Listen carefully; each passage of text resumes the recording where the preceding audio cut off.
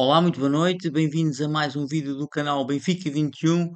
Hoje para fazermos aqui o rescaldo de um jogo fantástico, de uma noite memorável, que foi a de ontem, vitória do Benfica frente ao Porto por 4-1, sem qualquer contestação.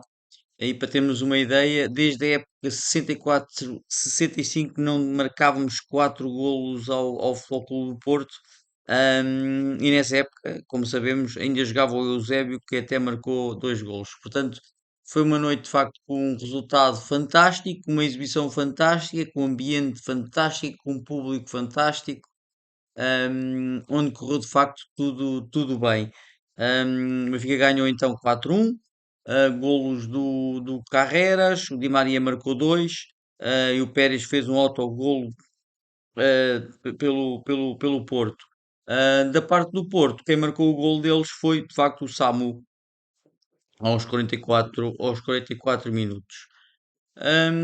Aqui temos uma estatística, como eu gosto sempre de apresentar aqui a estatística do jogo, de referir que eu vou aqui eleger, entre aspas, aquele que eu considerei como o melhor jogador do Benfica Porto, que não é assim tão lógico, podemos dizer assim, e portanto, se aguardarem até ao final, eu direi e justificarei a razão pela qual escolhi esse jogador.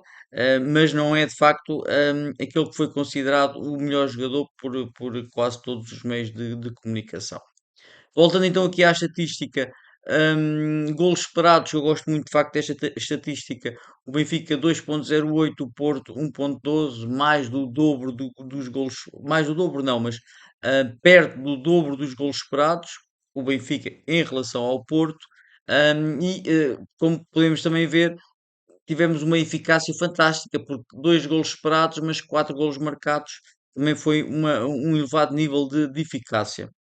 Posse de bola, 48% para o Benfica, 52% para o Porto. O Benfica também teve muito mais tempo em vantagem, teve sempre em vantagem. E é normal que o Porto também quisesse um bocadinho assumir as rédeas do jogo, embora não conseguisse, porque na verdade era uma posse de bola um bocadinho estéril, diria eu. E o Benfica com posses mais rápidas, mais objetivas, um, sem tantos passos ali no meio campo como o Porto chegou a ter. Remates à baliza, 7 remates para o Benfica, e 3 para o Porto, portanto o dobro de remates à baliza, um bocadinho mais, e tentativas de golo 16. Portanto, de facto, o Benfica teve quase o dobro nestas duas componentes, nos remates, que é as tentativas de golo, e nos próprios remates à baliza.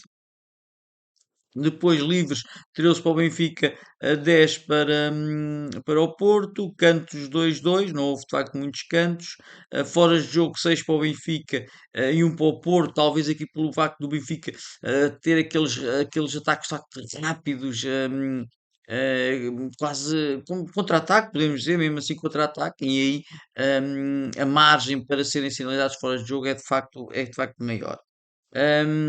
Defesas de guarda-redes, 2 para o Benfica, 3 para o Porto. Faltas 10 para o Benfica, 13 para o Porto. E cartões amarelos, apenas 2 para o Benfica e 6 para o Porto. Mas aqui dar os parabéns, diria eu, às duas equipas e ao árbitro, porque foi um jogador de facto, foi um jogo de facto sem casos, hum, sem muitos conflitos mesmo entre os jogadores, houve um ou outro que é normal, mas não como costuma haver noutros clássicos. Portanto, foi um jogo, nessa perspectiva, na perspectiva disciplinar, muito bom, sem expulsões. Portanto, foi um exemplo, diria eu, nesta matéria. A classificação depois deste jogo, o Sporting continua de facto ali na modo de cima, mais uma excelente recuperação com o Braga, portanto, 11 vitórias em 11 jogos. O Porto, 27 pontos, portanto está a 6 pontos do Sporting, e o Benfica tem ali 25 pontos, mas menos um jogo. Portanto, já sabemos que se o Benfica ganhar o jogo em atraso com o Nacional, vai ultrapassar o Porto, ficaria com 28 pontos e ficaria de facto ali a 5 pontos do Sporting, ou seja, a depender. continuamos a depender só de nós. Ou seja, se o Benfica ganhar os jogos todos, é campeão. Portanto, isto é apenas aqui um exercício, podemos dizer assim, ahm, meramente hipotético, mas é verdade. Se o Benfica ganhar os jogos todos, inclusive os dois que tem com o Sporting, iria ultrapassar o Sporting. Mas uma coisa de cada vez, manter as vitórias até ao jogo com o Nacional é de facto muito importante e depois, nesse jogo, com a vitória, ultrapassar então o Porto. Também é apenas referir aqui que o Benfica já tem aqui o segundo melhor ataque, com estes 4 golos conseguiu juntar-se aqui ao Porto como o segundo melhor ataque e a nível de defesa também sofreu um gol, mas também é a segunda melhor defesa a seguir ao Sporting, que também neste caso também sofreu 2 golos, ou seja, comprova-se que o Sporting não é de facto imbatível e também sofre golos, o que às vezes nem parece que seja possível. Pontos a reter aqui do jogo na minha opinião, grande exibição a nível coletivo e individual dos nossos jogadores, ou de quase todos os jogadores, de facto. A nível coletivo, a forma como pressionaram, a forma como foram solidários uns com os outros, aquela forma harmoniosa na pressão, foi de facto muito, muito, muito eficaz. E depois, uns mais do que outros, mas a grande maioria dos jogadores fizeram exibições de facto muito, muito boas. Aqui também dar os parabéns ao Bruno Lage, depois da grande crítica que fizemos, e eu também, à estratégia que ele adotou contra o Bayern Munique. Neste caso, a estratégia parece-me de facto muito, muito interessante. Hum, Conseguiu de facto criar ali uma teia hum, de pressão no meio campo do Porto que eles nunca conseguiram ultrapassar. Portanto, mérito para o Bruno Lage pela forma como preparou a equipa para pressionar e que de facto criou de facto muitas, muitas dificuldades ao Porto. Mas se não houver uma intensidade, uma vontade dos jogadores, essa estratégia não iria dar resultado. Portanto, aí também fundamental a forma como os jogadores pressionaram, a intensidade, fosse só aos 2 ou 3 minutos de jogo, como a 2 ou 3 minutos de acabar, portanto, ali sempre muita pressão, sempre muita vontade de recuperar a bola. Eu estou-me a lembrar, por exemplo, do Cockchu, do Aktürkoğlu, que recuperou até uma bola que deu o gol do Benfica, o primeiro gol do Di Maria. Portanto, de facto, a juntar-se à excelente estratégia do Bruno Lage, também um elevado nível de intensidade e de compromisso dos jogadores. E eu diria que eu penso que isto aconteceu de facto. Os jogadores quase que quiseram provar ao Bruno Lage que atenção, Bruno, atenção, Mister. Nós temos mais capacidade, nós queremos fazer muito mais, principalmente a nível atacante, do que fizemos contra o Bayern Munique. Dê-nos essa liberdade, dê-nos essa confiança. Portanto, por um lado, foi como que a pedir essa confiança, a provarem que merece essa confiança e também, de uma certa maneira, a perdoar o Bruno Lage, a dizer: pronto, Bruno Lage, tiveste mal, nós achámos que tiveste mal, quiseste respeitar demasiado o Bayern Munique e não correu bem, mas nós estamos aqui para te perdoar, isto entre aspas. Vamos lá outra vez, porque os jogadores que não estejam com o treinador não fariam o que fizeram e que não confiassem no treinador não faziam o que fizeram agora contra o Porto. Depois de exibições, eu já disse que exibições, quase todos os jogadores fizeram grandes exibições.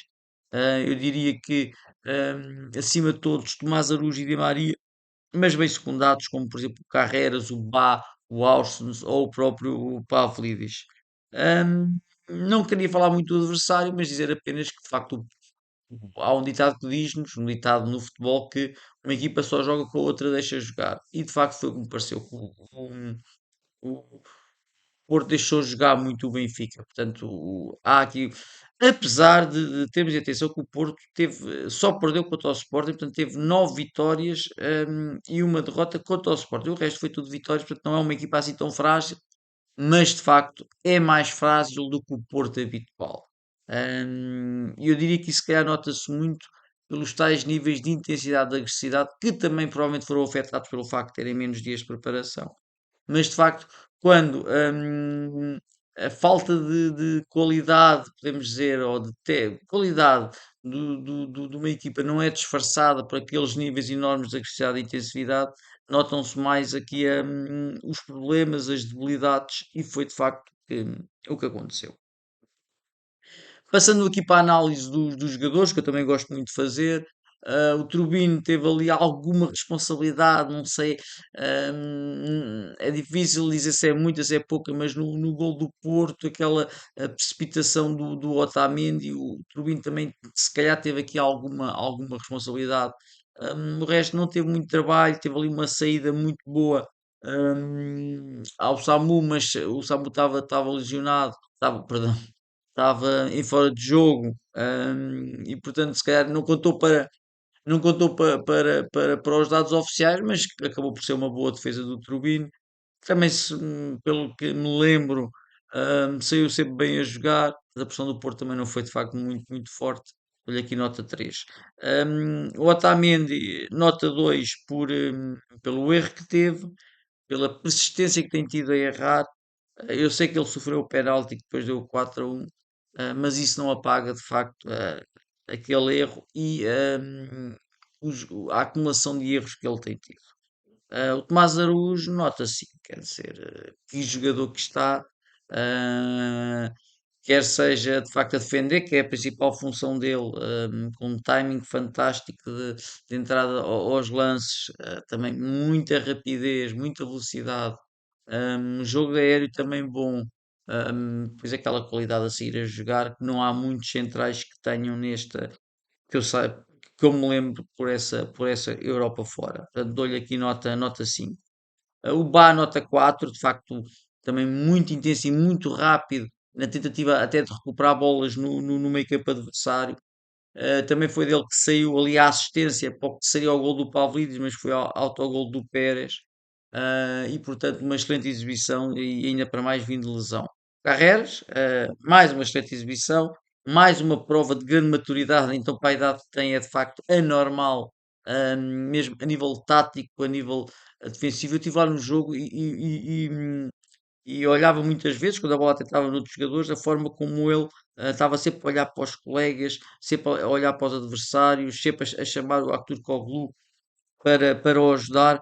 Portanto, taticamente está cada vez melhor este Carrera e depois, à frente, a qualidade que ele sempre demonstrou, mais este ano, claro, e um gol, mais um gol, é o segundo gol que ele tem, e de facto está lançado para uma grande época. No meio campo, o Florentino teve muito bem hum, ali a roubar bolas, a reduzir espaços para os jogadores do Porto não poderem jogar bem ali no meio campo. Mas pronto, teve algum. Eu dou-lhe só aqui nota 3 porque teve ali algumas falhas a nível de passe que podiam ter sido bem perigosas para o nosso Benfica, mas que até estou a ser injusto. Talvez eu tenha dado aqui nota 3, porque de 4, por exemplo, ao Bá e ao Carreras, e portanto isto quando se dá notas de 1 a 5 é sempre complicado, podem criar de facto algumas injustiças. O Cockchu também jogou bem, tem muito da intensidade dele a defender e a viver o jogo.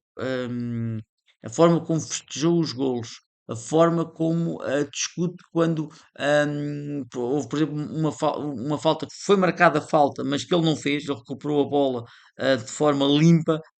E depois o árbitro apitou e ele zangado, ou seja, há aqui esta ideia de grande compromisso do Cockchu e isso só dá para um jogador que está de facto satisfeito. Isto apesar dele, na minha opinião, não está na forma que já teve esta época, mas vamos ver se volta rapidamente. O Ausnes é o seu tática, na minha opinião. Ele sabe de facto fazer tudo.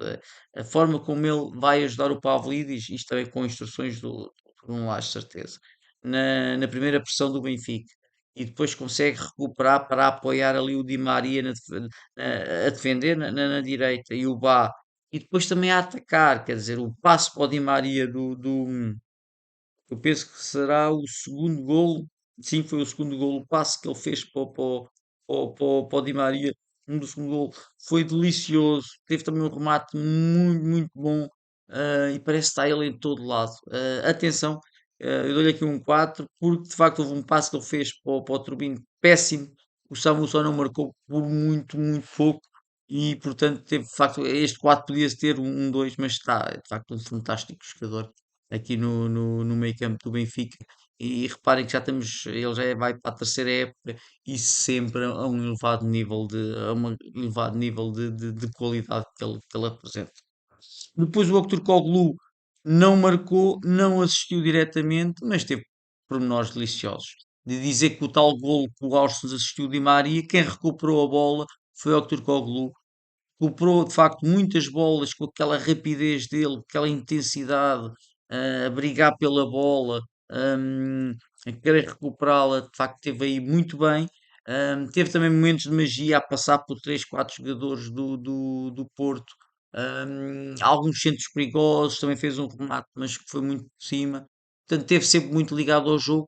Neste caso, teve muito ligado ao jogo, não teve ligado diretamente com golo ou com assistência a nenhum dos golos do Benfica, mas não foi por isso que não fez de facto uma boa exibição. O Di Maria do outro lado, portanto, o Di Maria, o que eu tenho dito é que o Di Maria este ano tem feito de facto muito melhores exibições do que o ano passado. Apesar dos gols e assistências e muitas que ele marcou ano passado, este ano ele não está a forçar tanto não sei se concordam comigo, ele não está a forçar tanto o drible ou a sempre a querer fazer os passos decisivos, sempre a pedir a bola, não. Hum, Parece um jogador mais suave, não está tão sôfrego. Se não consegue fazer uma assistência, então passa para trás. E também vemos pode não ter velocidade, principalmente a correr para trás, não tem a velocidade que tinha há alguns anos.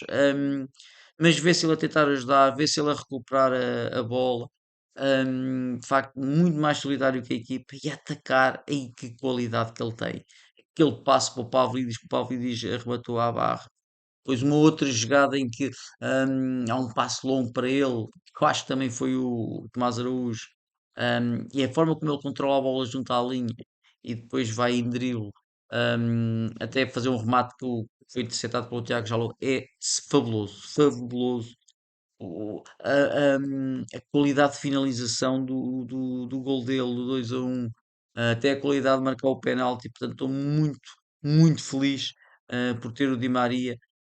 E eu fui um dos mais críticos dele se ter mantido, mas agora sim já estou mais do que convencido. Mas também gostava que o Neste tivesse ficado, isto que fique bem aqui registado. Prefiro o Pavlidis. O Pavlidis, que pena ele não ter marcado um golo. Se fosse naquela jogada do que foi ao poste, fosse no gol que foi o autogol. Portanto, porque ele teve de facto muito bem. Que o jogador, muito bem na primeira fase de pressão aos jogadores do Porto. Muito bem, e não é só pela intensidade, pela agressividade, pela dedicação ali, não, é também pela qualidade tática, pela forma como ele sabe pressionar. E depois também sempre a tomar boas decisões, a passar as bolas, a servir de apoio, a desmarcar-se, a criar oportunidades para ele e para os colegas. De facto, muito, muito, muito bom. Passando então aqui aos suplentes, eles entraram só a partir dos 75 minutos. Entrou primeiro o Best, que rematou logo, fez logo uma jogada bem, bem, bem à Best, podemos dizer assim. E ele rematou para uma defesa fácil do Diogo Costa, mas mostrou logo ao que ia. O Aktürkoğlu também já estava lesionado, porque ele substituiu o Aktürkoğlu e deu ali uma maior consistência de facto ali ao meio campo do Benfica. Depois aqui aos 84 minutos entraram o Renato Sanches e o Arthur Cabral. O Arthur Cabral não entrou muito bem, não ganhou de facto, entrou muito trapalhão, não conseguiu ganhar bolas, mas o Benfica também já estava numa fase que já não estava se calhar a querer ir com a mesma qualidade à procura dos golos. O Renato Sanches também entrou bem. Eu sei que foram poucos minutos, mas viu-se ele a fazer ali duas, três fintas aos jogadores do Porto, portanto, com muita confiança. A equipa não se desligou com a entrada dele, antes pelo contrário, continuou ali a pressionar bem, a defender bem. E é mais os minutos para o Renato Sanches. E depois, já aos 88 minutos, entraram o Roy Lázaro e o Amdoni, pronto, poucas vezes tocaram na bola, mas também mereceram entrar neste jogo muito, muito, muito, muito, muito bom. Uma grande qualidade do nosso Benfica. Aí pronto, agora para quem conseguiu aguardar este tempo todo para saber aquele que eu considero o melhor jogador, Provavelmente alguns até já conseguiram adivinhar. Não, não é o Di Maria, não é o Carreras, que também marcou golo, é o Tomás Araújo, de facto. E de facto tem sido, na minha opinião, jogo após jogo, cada vez sempre o melhor do Benfica, ou pelo menos um dos melhores jogadores do Benfica. Não é coisa de um ou dois jogos, não. Tem sido recorrente ao longo da época. Portanto, o Tomás Araújo tem 22 anos, depois de ter estado emprestado, ele voltou ao Benfica a época passada e já fez de facto aqui muitos jogos. O ano passado, este ano já tem 12 jogos e uma assistência. Portanto, também já falei das críticas dele, muito rápido, competente no jogo aéreo, pode não ser o melhor no jogo aéreo, mas é competente, e depois aquela qualidade a sair a jogar, seja com a bola controlada, até muitas vezes em drible, porque ele tem capacidade técnica para isso, seja com uma visão de jogo fantástica para colocar a bola à distância, e viu-se isso, foi ele que fez o passe fantástico para o Alva Carreras fazer o primeiro gol. Foi ele que também fez o passe fantástico para o Bá cruzar, para o que depois redundou no autogol. E outros passos, de facto, está um grande central. E é o que eu digo aqui, de facto. Do Benfica não há dúvidas. Eu acho que já ninguém tem dúvidas que é o melhor central. Atualmente é o melhor central do Benfica, mas de longe. De facto, né, quando eu digo de longe, se calhar está a testar a qualidade ou não dos outros centrais do Benfica. O Otamendi com erro após erro, o António Silva sem a confiança que já teve, mas é de longe o melhor central do Benfica. A jogar em Portugal é um bocadinho subjetivo, ali o Sporting também tem excelentes centrais, mas puxando a brasa um bocadinho à nossa sardinha, parece-me que é de facto também o melhor central a jogar em Portugal. O melhor, o mais completo, que tem mais futuro. E agora também para aumentar aqui um bocadinho a polémica, temos o Ruben Dias, um patamar de facto elevadíssimo, mesmo a nível de experiência, e abaixo dele não estou a ver atualmente um central que tenha mais categoria e mais qualidade que o Tomás Araújo. E eu acho que não estou a ser faccioso, não estou a ser tendencioso. Não. Não, o Renato Veiga pode ser um bom jogador, o António Silva, Deus queira que ele volte à forma que tem. O,